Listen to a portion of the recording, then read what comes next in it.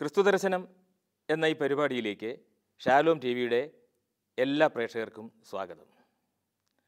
പ്രവാചകനായ മോസസിൻ്റെ ജീവിതത്തെ ആസ്പദമാക്കി ഡൊറോത്തി ക്ലാർക്ക് വിൽസൺ എഴുതിയ Moses the prince of Egypt, Moses ഈജിപ്തിലെ രാജകുമാരൻ എന്ന നോവലാണ് നമ്മൾ ഇന്ന് ഈ പരിപാടിയിൽ വിശകലനം ചെയ്യുന്നത്.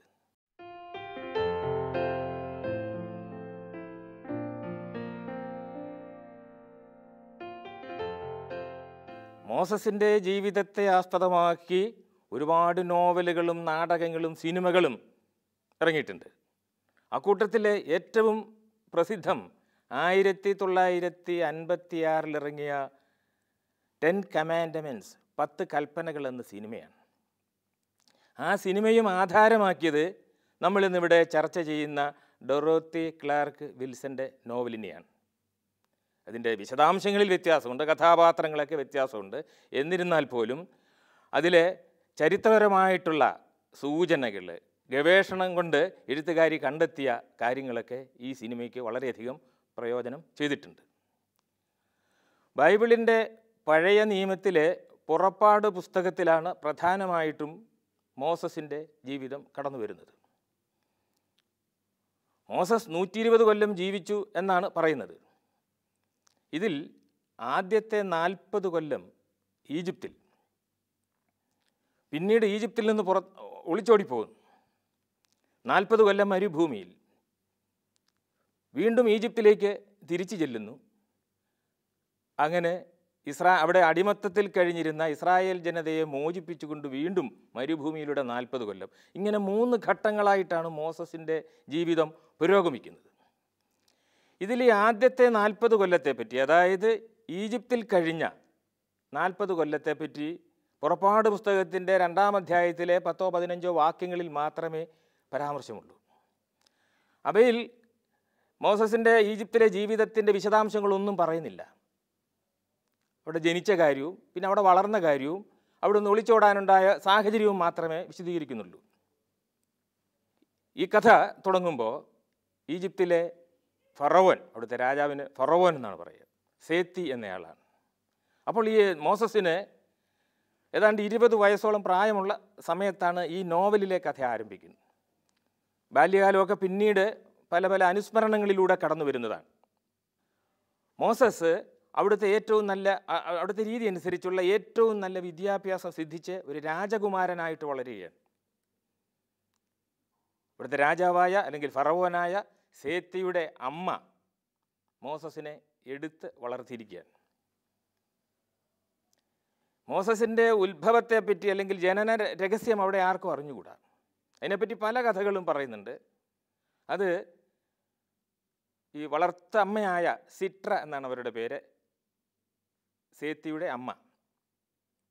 സിട്രയ്ക്ക് മറ്റൊരു രാജാവിൽ ഉണ്ടായ മകനാണ് എന്ന് ആളുകൾ പറയുന്നുണ്ട്.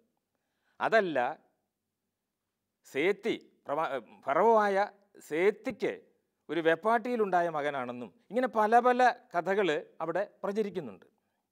ഏതായാലും ഒരു രാജകുമാരനടുത്ത വിദ്യാഭ്യാസം കിട്ടി രാജകുമാരനെ പോലെ അരോഗ ദൃഢഗാത്രനായ മോസസ് അവിടെ വളർന്നു വരികയാണ്. ഈ സേത്തി എന്ന ഫറവോന് വേറെ 2 മക്കളുണ്ട്. അതിൽ അദ്ദേഹത്തിനൊരു വെപ്പാട്ടിയിലുണ്ടായ ആമോൻ നെബറ്റ് അയാളാണ് സേത്തിയുടെ ഏറ്റവും പ്രിയങ്കരനായ പുത്രൻ. അയാളെ അടുത്ത ഫറവോനാക്കണമെന്നുള്ളതാണ് സേത്തിയുടെ ആഗ്രഹം. തൂയ എന്ന രാജ്ഞിയിൽ സേത്തിക്ക് ഒരു മകനുണ്ട്, രാംസസ്. ഒക്കെ ചരിത്രത്തിൽ വളരെ പ്രസിദ്ധനായിട്ടുള്ള ഫറവോനാണ്. ഇതിൽ തൂയ എന്ന രാജ്ഞിയിൽ സേത്തിക്ക് മറ്റൊരു മകളും കൂടിയുണ്ട്, ചരിത്ര പ്രസിദ്ധിയായ നെഫർട്ടിരി എന്ന രാജകുമാരി. ഇതാണ് അവിടുത്തെ ഒരു പൊതുവായിട്ടുള്ള ഒരു സ്ഥിതി. ഇതിൽ സിട്ര എന്ന് പറയുന്ന രാജ്ഞിക്ക് മോസസിനെ അടുത്ത ഫറവോനാക്കണമെന്നുള്ളതാണ് ആഗ്രഹം. നേരത്തെ പറഞ്ഞു, സേത്തിക്ക് ആമോൻ നെബറ്റിനെ രാജാവാക്കണം എന്നുള്ളതാണ്. തൂയയ്ക്കാണെങ്കിൽ റാംസസിനെ ഫറവോനാക്കണം എന്നുള്ളതാണ്. അപ്പോൾ ഇവർ തമ്മിലുള്ള ഒരു കിടമത്സരത്തിൻ്റെ രംഗമാണ് ഈ നോവലിൻ്റെ തുടക്കത്തിൽ നമ്മൾ കാണുന്നത്. ഇതിൽ അങ്ങോട്ടും ഇങ്ങോട്ടും രാജകുമാരന്മാർ തമ്മിലും പരസ്പരം അസൂയയും കുശുമ്പും ഒക്കെ ഉണ്ട്. ഇതിനിടയിൽ ഓരോരുത്തരെയും പല പല കാര്യങ്ങൾ ഏൽപ്പിക്കും. അതൊക്കെ മോസസ് അരോഗ ദൃഢഗാത്രനാണ്, അതുകൊണ്ട് ഏൽപ്പിച്ച കാര്യങ്ങളെല്ലാം വളരെ കൃത്യമായിട്ട് ചെയ്തു വരും. മോസസിനേക്കാൾ പ്രായം കുറഞ്ഞ ആളാണ് രാംസസ്, ഏറ്റവും എളുപ്പം ഉള്ള ആളാണ്. എന്നാൽ അടുത്ത ഫറവോനായി കരുതിയിരിക്കുന്ന ആമൻനെബറ്റ് വളരെ ദുർബലനാണ്, ആരോഗ്യം തീരെയില്ല, കണ്ടാലും കൊള്ളൂല. ഈ ആമൻനെബറ്റ് അസുന്ദരനാണ്, അതുകൊണ്ട് വല്ലാത്തൊരു അപകർഷബോധം അയാൾ അനുഭവിക്കുന്നുണ്ട്. ഒരു ദിവസം ഈ ആമൻനെബറ്റ് മോസസിൻ്റെ കൂടെ നായാട്ടിന് പോയി. നായാട്ടിന് പോയപ്പോൾ ഇയാൾ കുതിരവണ്ടി ഓടിക്കുകയാണ്. പക്ഷേ വണ്ടി നിയന്ത്രിക്കാൻ ആമൻനെബറ്റിന് സാധിച്ചില്ല. വണ്ടി വളരെ വേഗത്തിൽ പോകുന്നു. പെട്ടെന്ന് എവിടുന്ന ഒരു കല്ല് അയാളുടെ നേരെ പാഞ്ഞു വന്നു. കല്ല് തലയിൽ കൊണ്ടു അയാൾ ബോധരഹിതനായി വീണു. വണ്ടി മറിഞ്ഞു. പക്ഷെ മോസസ് തക്ക സമയത്ത് ഇടപെട്ടതുകൊണ്ട് വണ്ടിയിൽ കയറി ആമൻനെബറ്റിനെ മരണത്തിൽ നിന്നും രക്ഷിച്ചു. ആരാണ് ഇയാളെ കൊലപ്പെടുത്താൻ ശ്രമിച്ചതെന്ന് അന്നറിഞ്ഞുകൂടാ. മോസസിന് ആമൻനെബറ്റിനോട് ചെറിയ ഒരു അസൂയൊക്കെ ഉണ്ടെങ്കിൽ പോലും ആപത്ത് സമയത്ത് അവനെ സഹായിച്ചു. മാത്രമല്ല അയാൾക്ക് മോസസിന് വലിയ വിശ്വാസമായി. അതുകൊണ്ടൊരു സഹോദര തുല്യമായിട്ടുള്ള ഒരു സ്നേഹം മോസസിന് പിന്നീട് അങ്ങോട്ട് തോന്നിത്തുടങ്ങുകയാണ്. ഇതിനിടയിൽ രാജാവ് ഏൽപ്പിക്കുന്ന ഓരോ ദൗത്യം ചെയ്യാൻ വേണ്ടി മോസസ് രാജ്യത്തിൻ്റെ പല ഭാഗത്തും സഞ്ചരിക്കുന്നുണ്ട്. അപ്പോൾ ഈ സമയത്ത് യഹൂദ ജനത അവിടെ അടിമപ്പണി ചെയ്യുകയാണ്. നമുക്കറിയാം, ജോസഫിൻ്റെ കാലം മുതലേ യഹൂദന്മാർ, ഇസ്രായേൽ ജനത ഈജിപ്തിലുണ്ട്. ജോസഫിൻ്റെയൊക്കെ കാലത്ത് അവർക്ക് വലിയ പദവി ഉണ്ടായിരുന്നു. പക്ഷെ ജോസഫിൻ്റെ കാലശേഷം പിന്നീട് വന്ന ഫറവോന്മാർക്ക് ജോസഫിനെ പറ്റിയൊന്നും അറിഞ്ഞുകൂടാ. പുള്ള സേത്തിയുടെ പിതാവായ ഫറവോൻ അദ്ദേഹം വന്ന് നോക്കുമ്പോൾ ഇവിടെ ഇസ്രായേൽ ജനതയുടെ, യഹൂദന്മാരുടെ എണ്ണം കണക്കിലധികം വർദ്ധിച്ചിരിക്കുന്നു. ഇക്കണക്കിന് പോയി കഴിഞ്ഞാൽ ഈജിപ്ഷ്യൻ ജനതയേക്കാൾ കൂടുതലായിട്ട് ഇവർ വരികയും തങ്ങളുടെ അധികാരം നഷ്ടപ്പെടുകയും ചെയ്യും എന്നുള്ള ഒരു ഭയം അദ്ദേഹത്തിനുണ്ടായി. അങ്ങനെയാണ് നമ്മൾ ബൈബിളിൽ വായിക്കുന്ന ആ യഹൂദ വേട്ട, ജൂതമേധം ആരംഭിക്കുന്നത്. അങ്ങനെ യഹൂദരുടെ ആൺകുട്ടികളെ മുഴുവൻ കൊല്ലാനുള്ള ഒരു ഉത്തരവ് സേത്തിക്ക് മുമ്പ് ഫറവോൻ ആയിരുന്ന ആൾ ഉത്തരവിറക്കുകയും അങ്ങനെ ആദ്യത്തെ ആൺകുട്ടികൾ മുഴുവൻ കൊല്ലപ്പെടുകയും ചെയ്ത കഥ നമുക്കറിയാം. അതിൽ നിന്ന് രക്ഷപ്പെട്ട ആളാണ് മോസസ് എന്ന് നമുക്ക് അറിയാം. അത് ആ കഥയുടെ ആന്തരാർത്ഥങ്ങളിലേക്ക് നാം പിന്നീട് വരുന്നുണ്ട്. അപ്പോൾ ഇങ്ങനെ ഇവരെ ആൺകുട്ടികളെ മുഴുവൻ കൊന്നു, പെൺകുട്ടികളെ വളരാൻ അനുവദിച്ചു. അവർക്ക് ദാസിപ്പണിക്കൊക്കെ ആളുകൾ വേണം. മാത്രമല്ല ഇവരെ കഠിനമായ ജോലികൾക്ക് നിയോഗിക്കുകയാണ്. സേത്തിയാണെങ്കിൽ വലിയ നഗരങ്ങൾ നിർമ്മിച്ചു കൊണ്ടിരിക്കുകയാണ്. ഈ നഗരങ്ങൾക്കാവശ്യമായിട്ടുള്ള ചുടുകട്ട ഉണ്ടാക്കണം, ഇഷ്ടിക ഉണ്ടാക്കണം. അത് ഈ ചതുപ്പ് നിലങ്ങളിൽ നിന്ന് മണ്ണ് കോരിക്കൊണ്ടുവന്ന് പെട്ടിയിലാക്കി വെയിലത്ത് വെച്ച് ഉണക്കി ഇതുണ്ടാക്കുന്ന ജോലി മുഴുവൻ ഈ യഹൂദന്മാർക്കാണ്. ഈ അഗതികളായി, അടിമകളായി അവിടെ കഴിയുന്ന യഹൂദന്മാർക്കാണ്. കഠിനമായിട്ടുള്ള അധ്വാനമാണ്. അവരെ നോക്കാൻ വേണ്ടി കങ്കാണികളുണ്ട്. യഹൂദന്മാരുടെ ഇടയിൽ നിന്ന് തന്നെ തിരഞ്ഞെടുത്ത കങ്കാണികളുണ്ട്. അവർ യാതൊരു കാരുണ്യവും ഈ അടിമകളുടെ നേരെ കാണിക്കുകയില്ല. അവർക്ക് മുകളിൽ ഈ ജോലി മുഴുവനായിട്ട് നിരീക്ഷിക്കാൻ വേണ്ടി കമ്മീഷണർമാരുണ്ട്. അപ്പോൾ ഓരോരുത്തർക്കും ഓരോ നിശ്ചിത കോട്ട വെച്ചിരിക്കുകയാണ്. ഒരാൾ എത്ര കട്ട ഒരു ദിവസം ഉണ്ടാക്കണം. അപ്പോൾ അത് ചെയ്തില്ലെങ്കിൽ അടിയാണ്, ചാട്ടവാറുള്ള അടിയാണ്. അതുപോലെ തന്നെ മാരകമായിട്ടുള്ള ശിക്ഷ. മാത്രമല്ല അവർക്ക് ഭക്ഷണത്തിന് റേഷൻ കൽപ്പിച്ചിട്ടുണ്ട്, അത് കൂട്ടിക്കൊടുക്കുകയൊന്നുമില്ല. കഠിനമായിട്ടുള്ള ശിക്ഷയാണ്. മാത്രമല്ല ഇവരെ മനുഷ്യരായി പോലും അവിടെ പരിഗണിച്ചിരുന്നില്ല. അപ്പം മോസസ് തൻ്റെ യാത്രകൾക്കിടയിൽ പലപ്പോഴും ഇത്തരം ആൾക്കാരെ ഒക്കെ കാണും. അവർ അവരുടെ ദൈവങ്ങളെപ്പറ്റി സംസാരിക്കും. സ്വന്തം പ്രതിച്ഛായയിൽ ദൈവത്തിൻ്റെ സ്വന്തം പ്രതിച്ഛായയിലുള്ളവരാണ് തങ്ങളെന്നാണ് ആ ജനത വിശ്വസിക്കുന്നത്. പക്ഷെ അത് ഈജിപ്തുകാർക്ക് ആ വിശ്വാസം സമ്മതമല്ല. അവരുടെ ദൈവം ആമോൺ ആണ്. ആമോൺറെ എന്ന് പറയുന്ന ദൈവമാണ്. മാത്രമല്ല വേറെ ഒരുപാട് ദൈവങ്ങളുണ്ട് അവർക്ക്. ബഹുദൈവ വിശ്വാസികളാണ് അവർ. മുതലയും പാമ്പും ഒക്കെ അവരുടെ ദൈവങ്ങളാണ്. അതേസമയം യഹൂദരെ ഏകദൈവ വിശ്വാസികളാണ്. അപ്പോൾ ഈ ബഹുദൈവ വിശ്വാസത്തിൽ മോസസിന് ചെറുപ്പം മുതലേ തന്നെ ഒരു അവിശ്വാസം ജനിക്കുന്നുണ്ട്. നമ്മൾ ബൈബിളിലൊക്കെ വായിക്കുന്ന മോസസിൽ നിന്ന് വളരെ വ്യത്യസ്തനായൊരു മോസസാണ് ഇവിടെ നാം കാണുന്നത്. ഒരു രാജകുമാരനായി ജീവിക്കുക, എല്ലാ സുഖ സൗകര്യങ്ങളും അനുഭവിച്ച് ജീവിക്കുകയും, പക്ഷേ അയാളുടെ ഉള്ളിൽ എവിടെയോ ഒരു വെളിച്ചം ഇങ്ങനെ കടക്കുകയാണ്. ആ വെളിച്ചം കടന്ന് പിന്നീട് അവസാനമാകുമ്പോഴേക്കും ആ മനസ്സ് മുഴുവൻ നിറയുന്ന ഒരു രീതിയിലാണ് ഈ നോവലിൽ അവതരിപ്പിക്കുന്നത്.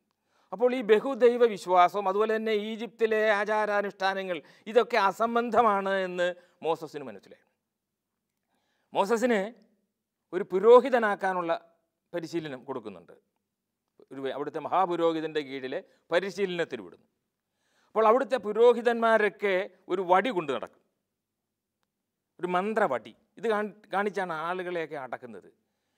അവിടുത്തെ പുരോഹിതന്മാർക്ക് മന്ത്രവടിയെ പാമ്പാക്കി മാറ്റാനുള്ള വിദ്യ അറിയാം. മന്ത്രം ചൊല്ലി, ഒരു പ്രത്യേക മന്ത്രം ചൊല്ലുമ്പോൾ അത് പാമ്പായി മാറും. മോസസ് ഇതിൻ്റെ വിദ്യ കണ്ടുപിടിച്ചു. മൗറിമ എന്നു പേരായ ഒരു മഹാപുരോഹിതൻ, വൃദ്ധൻ, മോസസിനെ വലിയ ഇഷ്ടമാണ്. അദ്ദേഹത്തിൻ്റെ മുറിയിൽ കടന്നു ചെന്ന മോസസ് മനസ്സിലാക്കി ഇത് വടിയല്ല, ശരിക്കും ഒരു പാമ്പാണ്. വളരെ അവിടുത്തെ ആദിവാസി വർഗങ്ങൾക്കിടയിൽ ഉള്ള അവർക്ക് പരിചയമായ അവർ പ്രത്യേക രീതിയിൽ വളർത്തിയെടുക്കുന്ന പ്രത്യേക രീതിയിൽ പരിശീലിപ്പിച്ച ഒരു പാമ്പാണ്. അത് ആവശ്യമുള്ളപ്പോൾ വടി പോലെ ഇങ്ങനെ ഇരിക്കും. ഒരു മന്ത്രം ചൊല്ലുകയോ അതിന് പ്രത്യേക ഭാഗത്ത് തൊടുക ചെയ്താൽ പാമ്പായിട്ട് ഇഴഞ്ഞു പോവുകയും ചെയ്യും. ഈ പാമ്പാണ്, അത് ശരിക്കും വടിയല്ല, പാമ്പാണ്. അല്ലാത്ത സമയത്തൊക്കെ അത് വടി പോലെ ഇങ്ങനെ ഇരിക്കും. ഈ രഹസ്യം മോസസ് മനസ്സിലാക്കി. അപ്പോൾ ഇതിൻ്റെ അകത്ത് ദൈവികമായി ഒന്നുമില്ല എന്ന് അദ്ദേഹം മാത്രമല്ല, അവരുടെ ചില ആചാരങ്ങളുണ്ട്. ഈ മമ്മിയൊക്കെ, അതായത് അവരുടെ വിശ്വാസം അനുസരിച്ചിട്ട് മരിച്ച ഫറവന്മാരെയൊക്കെ അവരുടെ മൃതശരീരമൊക്കെ സംസ്കരിച്ച് എംബാം ചെയ്ത് ഈ പെട്ടികളിൽ അടച്ച് സൂക്ഷിക്കുകയാണ്. ആ കൂട്ടത്തിൽ പ്രാർത്ഥനകൾ എഴുതി വെക്കും. അത് അവരുടെ വിശ്വാസം അനുസരിച്ച് 42 പാപങ്ങളാണ്. ഈ പാപങ്ങളൊന്നും ഞാൻ ചെയ്തിട്ടില്ല എന്ന ഒരു പ്രാർത്ഥനയും കൂടി എഴുതി പാപ്പിറസ് ചുരുളുകളിൽ എഴുതി ആ പെട്ടിയിൽ വെച്ച് കഴിഞ്ഞാൽ പരലോകത്ത് ചെല്ലുമ്പോൾ അയാൾക്ക് രക്ഷയുണ്ടെന്നാണ്. കാരണം അവിടുത്തെ ദൈവദൂതന്മാർ ഇതെടുത്ത് നോക്കുമ്പോൾ ഇങ്ങനൊരു പ്രതിജ്ഞ, ഒരു എഗ്രിമെൻ്റ് കാണുന്നുണ്ട്. അത് ഞാൻ ഇന്ന പാപമൊന്നും ചെയ്തിട്ടില്ല, അതിങ്ങനെ അവർക്ക് മോക്ഷം കിട്ടുമെന്നുള്ളതാണ് അവരുടെ സങ്കല്പം. ഇതിൻ്റെ അസംബന്ധം മോസസിന് മനസ്സിലായി. മാത്രമല്ല, അന്ന് പാപ്പിറസിൽ എഴുതിക്കണമെങ്കിൽ അതിന് പ്രത്യേക പരിശീലനം കിട്ടിയ ആളുകൾ വേണം. അപ്പോൾ ഇതിന് പണം കൊടുത്ത് എഴുതിക്കാൻ നിവൃത്തിയില്ലാത്തവരുടെ ആത്മാക്കൾക്ക് മോക്ഷം കിട്ടി. എത്ര പാപം ചെയ്തവനാണെങ്കിലും ഇങ്ങനെയൊരു ചുരുള് എഴുതി വെച്ചാൽ അവന് മോക്ഷം കിട്ടുമെന്നും, ഒരു പാപവും ചെയ്യാത്തവൻ പണം കൊടുത്ത് ഇത് എഴുതിച്ചില്ല എങ്കിൽ അവന് മോക്ഷം കിട്ടുകയില്ല എന്നുള്ള ആ ഒരു അവസ്ഥ മോസസിന് വിശ്വസിക്കാനായിട്ടായില്ല. ഇത് മുഴുവൻ പുരോഹിതന്മാരുടെ, അവിടുത്തെ പ്രാകൃത മതത്തിൻ്റെ പുരോഹിതന്മാരുടെ കള്ളത്തരമാണ് എന്ന് ക്രമേണ മോസസ് മനസ്സിലാക്കി. ഒരു ദിവസം മോസസ് റാംസസ് രാജകുമാരനോടൊപ്പം ഇഷ്ടിക നിർമ്മാണത്തിൻ്റെ മേൽനോട്ടം വഹിക്കാൻ വേണ്ടിയിട്ട് ഒരു രഥത്തിൽ സഞ്ചരിക്കുകയായിരുന്നു. പെട്ടെന്ന് ഈ റാംസസ് കുതിരയുടെ കടിഞ്ഞാൺ ഏറ്റുവാങ്ങി വളരെ വേഗത്തിൽ കുതിരകളെ പായിക്കുകയാണ്. അപ്പോൾ അതിലെ അടിമകൾ വഴിയരികിൽ കൂടി ഇങ്ങനെ നടന്നു പോകുന്നുണ്ട്. ഇതൊന്നും ഗൗനിക്കാതെ ആ ഒരു ധാർഷ്ട്യത്തിൽ റാംസസ് കുതിരകളെ പായിച്ചു. മോസസ് പറഞ്ഞത് കേട്ടില്ല. ഈ രഥം അതിൽ വഴിയെ പോയ ഒരു അടിമയുടെ ദേഹത്ത് കയറി. ആൾക്കാരെല്ലാം കൂടി നോക്കിയപ്പോൾ അയാൾ മരിച്ചു. അയാളുടെ മകൾ ഓടി വന്നു, ആളുകളെല്ലാം ഓടി വന്നു. മകള് മോസസിനെ വല്ലാതെ ചീത്ത വിളിച്ചു. അക്കാലത്ത് ചീത്ത വിളിക്കുക, ഒരടിമ ഒരു രാജകുമാരനെ ചീത്ത വിളിക്കുക എന്ന് പറഞ്ഞാൽ ചിന്തിക്കാൻ പോലും സാധ്യമല്ല. ഈ മരിച്ച വ്യക്തിയുടെ മകൾ മെറിയം എന്നാണ് അവളുടെ പേര്. അവൾ മോസസിൻ്റെ കുറ്റം കൊണ്ടല്ല, റാംസസിൻ്റെ കുറ്റമാണെങ്കിലും ചീത്ത വിളി കേട്ടത് മുഴുവൻ മോസസാണ്. മാത്രമല്ല, അവൾ ഈ കളിമണ്ണും കൊണ്ട് പോവുകയാണല്ലോ ഇഷ്ടിക ഉണ്ടാക്കാൻ വേണ്ടി. ഒരു മണ്ണുരുള എടുത്ത് മോസസിൻ്റെ മുഖത്തേക്ക് എറിയുകയും ചെയ്തു. എങ്കിലും മോസസ് പ്രതികരിക്കാൻ പോയില്ല. റാംസസ് പറഞ്ഞു അവളെ ശിക്ഷിക്കണം എന്നൊക്കെ പറഞ്ഞുവെങ്കിലും മോസസ് അതിന് സമ്മതിച്ചില്ല. അങ്ങനെ തിരിച്ചുപോയി.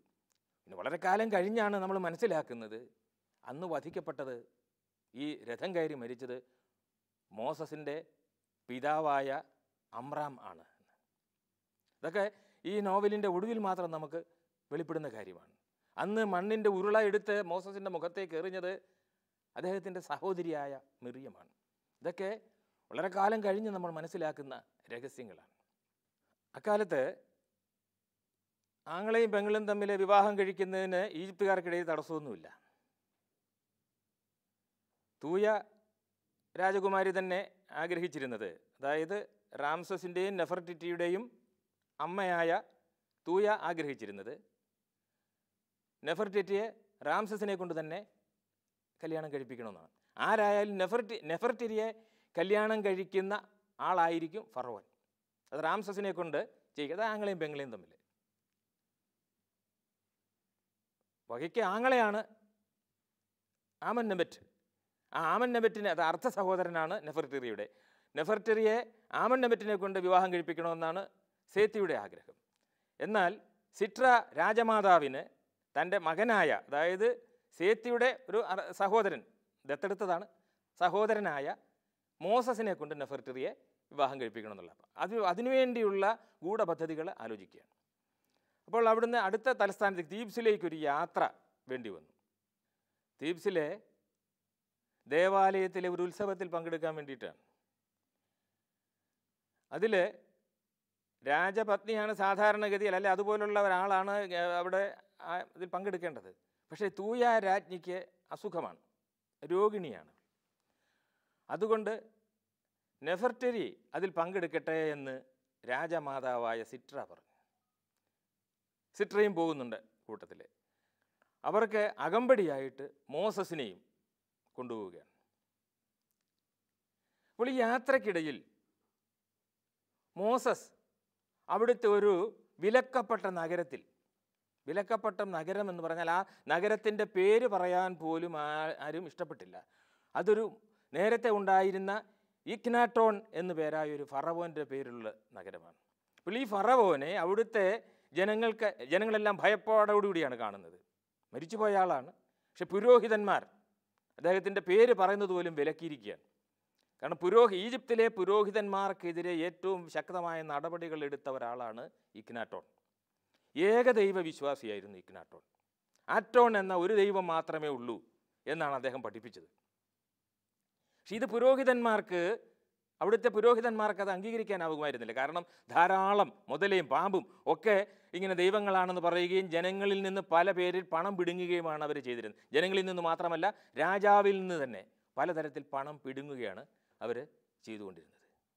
അപ്പോൾ അതുകൊണ്ട് ഇക്നാട്ടോൺ മരിച്ചു കഴിഞ്ഞപ്പോൾ അദ്ദേഹത്തിൻ്റെ പേര് എല്ലാ രേഖകളിൽ നിന്നും അവർ നീക്കം ചെയ്തു. ആ പേര് ഉച്ചരിക്കുന്നത് പോലും പാപമാണ്.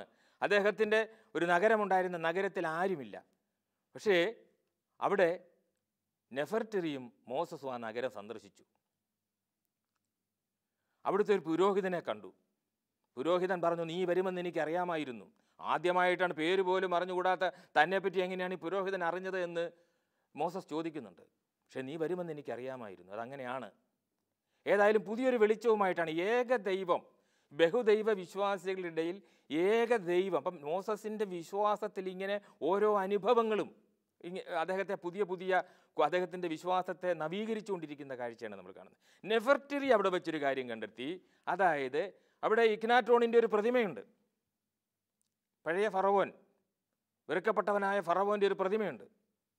നെഫർട്ടിരി പറഞ്ഞു, ആ പ്രതിമയ്ക്ക് ആമൻനെബറ്റിൻ്റെ, അതായത് നെഫർട്ടിറിയെ കല്യാണം കഴിപ്പിക്കാൻ സേത്തി ആലോചിക്കുന്ന ആമൻനെബറ്റിൻ്റെ അതേ മുഖച്ഛായയാണ്.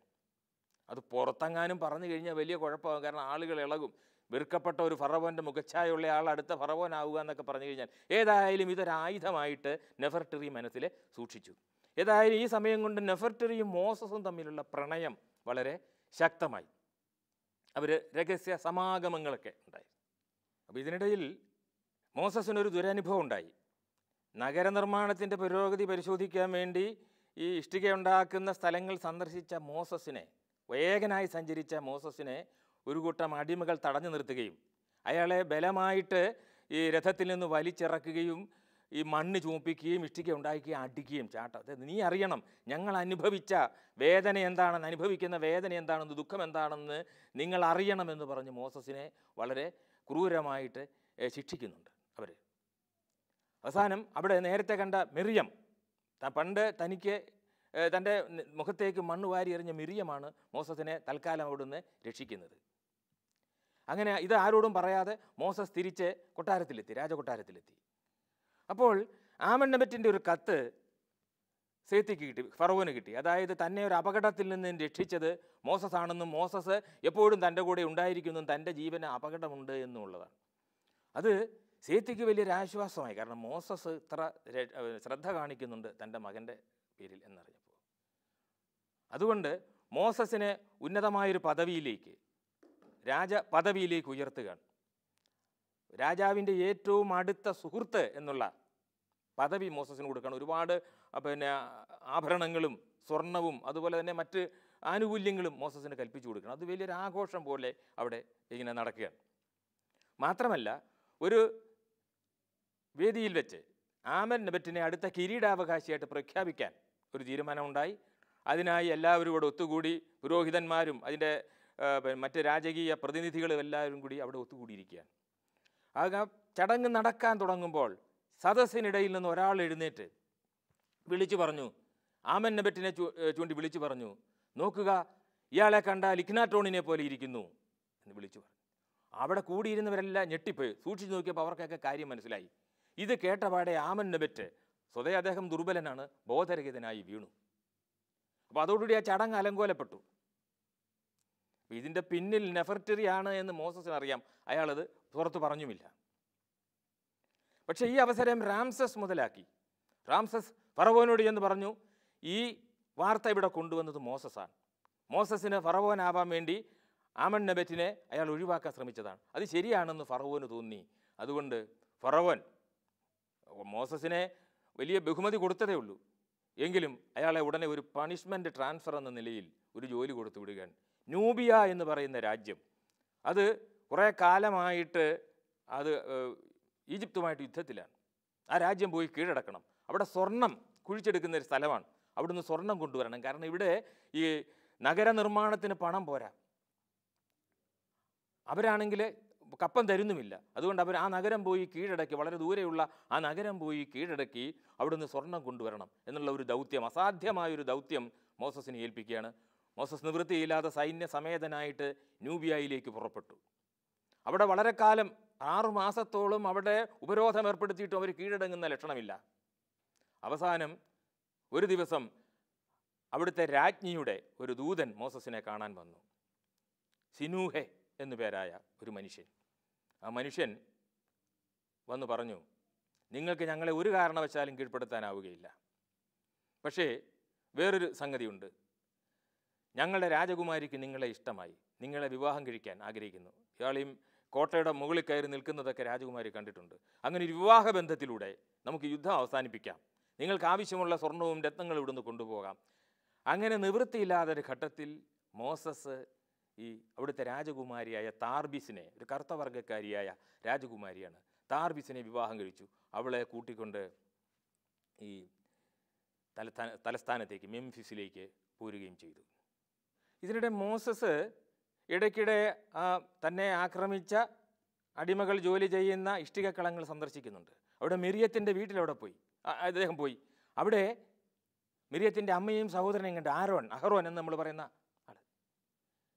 അമ്മ മകനെ എന്നാണ് മോസസിനെ വിളിച്ചത്. അങ്ങനെ ഇവർ തമ്മിലൊരു ബന്ധം. മോസസിന് ഏതാണ്ട് കാര്യങ്ങൾ മനസ്സിലായി വരികയാണ്. അങ്ങനെ ഇടയ്ക്കിടയ്ക്ക് അവിടെ സന്ദർശിക്കും, വീട് സന്ദർശിക്കും. അപ്പോൾ മിറിയത്തിന് പഴയ വിദ്വേഷം മോസസിനോടുണ്ട്. ഇതിനിടയിൽ രോഗാതുരനായ ആമന്നബറ്റ് മരിച്ചു.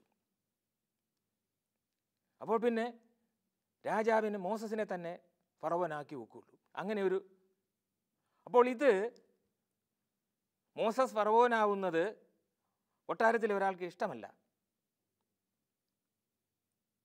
രാജ്ഞിയുടെ സിട്രയുടെ അടിമയായ ഒരു സ്ത്രീയുണ്ട്. അവരാണ് പണ്ട് മോസസിനെ ഈ നദിയിൽ നിന്ന് എടുത്ത് വളർത്തിയത്. എടുത്ത് രാജകുമാരി കൊണ്ട് കൊടുത്തു. അവർക്കറിയാം മോസസ് ഒരു ഹീബ്രു ആണ്, ഒരു എബ്രായനാണ് എന്നുള്ള കാര്യം, ജൂതനാണെന്നുള്ള കാര്യം അവർക്കറിയാം. അവരതിനെ എതിർത്തു. പക്ഷേ ഒരു ദിവസം രാത്രിയിൽ അവർ കെട്ടിടത്തിൻ്റെ മുകളിൽ നിന്ന് താഴെ വീണ് മരിച്ചു കിടക്കുന്നതാണ് കണ്ടത്. അത് കൊന്നത്, തള്ളിയിട്ട് കൊന്നത് നെഫർട്ടറിയാണെന്ന് പിന്നീട് മോസസിന് മനസ്സിലാവുകയും ചെയ്തു.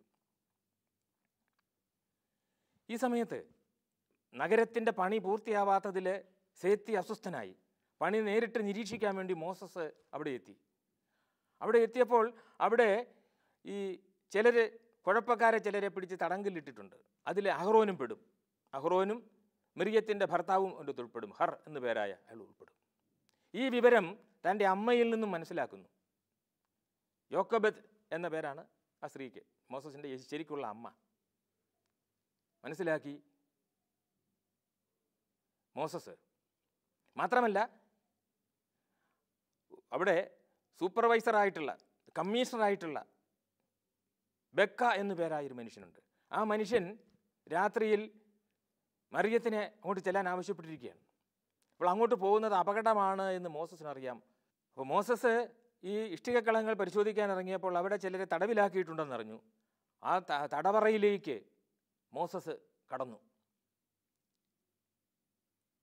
അവിടെ ചെന്ന് നോക്കുമ്പോൾ നേരത്തെ കണ്ട അഹ്റോനും മറ്റും അവിടെ കിടപ്പുണ്ട്. തടവറയിലും അവിടെ ഉള്ളിൻ്റെ ഉള്ളിൽ കിടപ്പുണ്ട്. ഭയങ്കര ദുർഗന്ധമാണ് അവിടെ. അവരെ പുറത്ത് വിടാതെ, കാരണം കഠിനമായ ശിക്ഷയ്ക്ക് വിധേയരാക്കിയിട്ടിരിക്കുകയാണ് ഈ അടിമകളെ സംഘടിപ്പിക്കുന്നതിൻ്റെ പേരിൽ. മോസസിന് അധികം നേരം അവിടെ നിൽക്കാൻ സാധിച്ചില്ല. അയാൾ തിരിച്ചോടി. ഇരുട്ടാണ്. അങ്ങോട്ട് പോയപ്പോൾ കയ്യിൽ പന്തമുണ്ടായിരുന്നു. പന്തമെല്ലാം കളഞ്ഞിട്ടാണ് തിരിച്ചോടുന്നത്. തിരിച്ച് വരുമ്പോൾ പെട്ടെന്ന് കാവൽക്കാർ മോസസിനെ പിടികൂടി. കാവൽക്കാരൻ വിചാരിച്ചത് അഹ്റോനാണ് ഈ ഓടി വരുന്നതെന്നാണ്. കാരണം സഹോദരന്മാരായതുകൊണ്ട്. മോസസിൻ്റെ സഹോദരനാണ് അഹ്റോൻ, മുഖച്ഛായ കൊണ്ടാണ്. മോസസ് രാജകുമാരൻ ഈ സമയത്ത് ഇവിടെ വരുമെന്ന് ഇരുട്ടത്ത് അയാൾക്ക് മനസ്സിലായില്ല. അപ്പോൾ നിങ്ങളെ പെട്ടെന്ന് മറ്റൊരാളാണെന്ന് മനസ്സിലായി. നിങ്ങളെ കണ്ടാൽ ആ കിടക്കുന്ന തടവുപുള്ളിയെ പോലെ ഉണ്ടല്ലോ എന്ന് പറഞ്ഞപ്പോൾ മോസസ് പറഞ്ഞു, അത് സഹോദരന്മാർ തമ്മിൽ കണ്ടാൽ ഒരുപോലെ ഇരിക്കുന്നത് അപകടമാണോ എന്ന് പറഞ്ഞ് മോസസ് അവിടെ നിന്ന് പോയി. പിന്നീട് മോസസ് ഇടയ്ക്കിടെ അവിടെ പോവുകയും മോശ എന്ന പേരിൽ, മോശ ബിൻ അമ്രാം എന്ന പേരിൽ അഹ്റോൻ്റെ സഹോദരനായിട്ട് വേഷം മാറി അവിടെ ചെന്ന് ഈ ഇഷ്ടികക്കളത്തിൽ അവരോടൊപ്പം അടിമകളോടൊപ്പം പണിയെടുക്കുകയും അവരെ സംഘടിപ്പിക്കാൻ ശ്രമിക്കുകയും ചെയ്തുകൊണ്ടിരുന്നു. ബൈബിളിൽ സൂചിപ്പിക്കുക മാത്രം ചെയ്ത ചില സംഭവങ്ങൾ തൻ്റെ ഭാവന കൊണ്ട് വികസിപ്പിച്ചെടുത്ത് ചരിത്രത്തിലെ ഏറ്റവും വലിയൊരു പ്രവാചകൻ്റെ വ്യക്തിത്വം രൂപം കൊണ്ട ആ ഒരു സാഹചര്യങ്ങൾ വിശദമാക്കുകയാണ്. മാത്രമല്ല ഏതെങ്കിലും പ്രത്യേകിച്ചുള്ള അത്ഭുതങ്ങൾ കൊണ്ടോ പെട്ടെന്നുണ്ടായ മനമാറ്റം കൊണ്ടോ അല്ല മോസസ് ആയതെന്നും, വളരെ കാലത്തെ യാതന കൊണ്ടും സഹജീവി സ്നേഹം കൊണ്ടും ഉള്ളിൻ്റെ ഉള്ളിൽ സൂക്ഷിച്ചിരുന്ന ആ നന്മ കൊണ്ടും അത് സാഹചര്യങ്ങൾക്കൊത്ത് മാറി വന്ന് അങ്ങനെ അനുക്രമമായിട്ട് പരിണമിച്ച ഒരു മഹാവ്യക്തിത്വമായി പരിണമിക്കുന്ന കഥയാണ് ഈ നോവലിസ്റ്റ് ഇതുവരെ പറഞ്ഞത്. ഈ കഥയുടെ സംഭവബഹുലമായിട്ടുള്ള ബാക്കി ഭാഗങ്ങൾ അടുത്ത എപ്പിസോഡിൽ നമുക്ക് കാണാം. അതുവരെ നമസ്കാരം.